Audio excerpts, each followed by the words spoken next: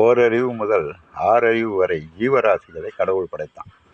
படைச்சிட்டு நீங்கள் தர்மம் செஞ்சு யார் வேணாலும் முக்தி அடைஞ்சு என்னோட வந்து சேர்ந்துடலாம், எப்போதும் ஜாலியாக இருக்கலாம் அப்படின்னு படைச்சிட்டு போயிட்டான்.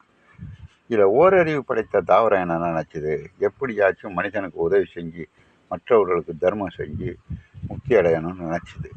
ஒரு வகை தாவர இனம் என்னாச்சு, மனிதனுக்கு காய்கறி கீரை இந்த மாதிரி தாவர இனங்கள் மனிதனுக்கு உதவி செஞ்சுது.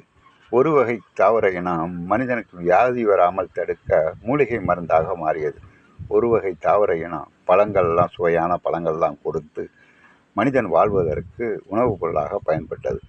இன்னொரு காடுகளில் வாழ்கிற உயர்ந்த மரங்கள்லாம் என்ன பண்ணுச்சு, மழையை வேண்டி மழை தண்ணீர் பெய்ய வைத்து மனிதன் வாழ்வதற்கான தண்ணீரை கொடுத்தது.